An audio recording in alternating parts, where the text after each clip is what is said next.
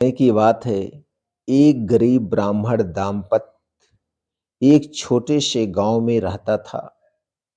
उनके पास पैसे नहीं थे, वह बहुत गरीब था और जीवन में कई समस्याओं का सामना कर रहा था।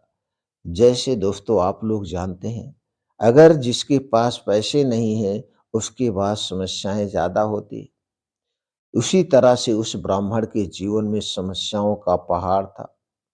उनके खेत में फसल नहीं उगती थी, घर में भोजन की कमी थी और वह निरंतर हमेशा दुखी रहता था।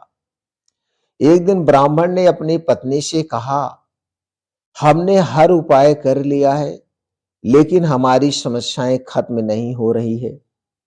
अब मैं क्या करूं? उसकी पत्नी ने उत्तर दिया, मुझे याद है कि मेरी दादी कहती थी, माँ काली सबके दुख हरती है। क्यों ना हम उनसे प्रार्थना करें कि वो हमारे भी दुखों को हर ले। दोनों ने मां काली का नाम लेकर उनके मंदिर जाने का निर्णय लिया। मंदिर दूर था और रास्ता कठिन था, लेकिन उन्होंने हिम्मत नहीं हारी। रास्ते में उन्हें कई बाधाओं का सामना करना पड़ा। घना जंगल, तेज बारिश और भूखे प्यास से व्याकुल, परंतु वह लगातार मां काली का स्मरण करते हुए, उन्हें याद करते हुए आगे बढ़ते गए। जब वह मंदिर पहुंचे तो उन्होंने देखा कि मां काली की प्रतिमा तेज प्रकाश से जगमगा रही थी। उन्होंने श्रद्धा से मां काली के सामने अपना सिर झुकाया और रोते हुए अपनी समस्याओं को बताया। ब्राह्मण ने कहा, हे मां काली, हम पर दया करो। हमारे दुख को इतने बड़े क्यों की हैं? इतने बड़े दुख को हम नहीं सहन कर पा रहे हैं। इस दुख को हर लीजिए।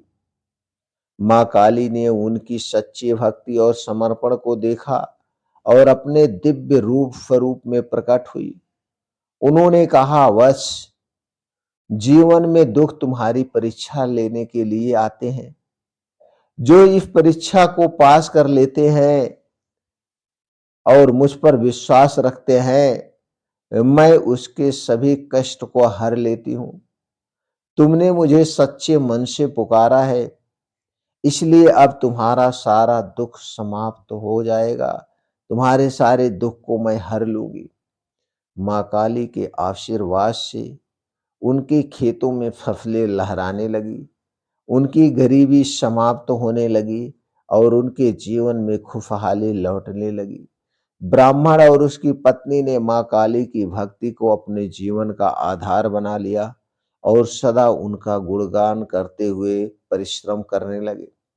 दोस्तों, इस छोटी सी कहानी हमें यह सिखाती है कि माँ काली में अगर सच्चा प्रेम है, विश्वास है, भक्ति है, तो सभी दुखों को हरने वाली उनमें शक्ति है। जब हम पूरे मन से उन्हें पुकारते हैं, तो वह हमारी समस्या का समाधान जरूर करते हैं। अगर आपके अंदर भी सच्ची श्रद्धा है, तो आपके भी दुख दूर हो जाएंगे और आपको सच्ची मेहनत भी करनी होगी, क्योंकि मेहनत से ही सारे दुख, दरिद्रता दूर होती है। इस छोटी सी कहानी से आपको क्या सीख मिली, हमें कमेंट सेक्शन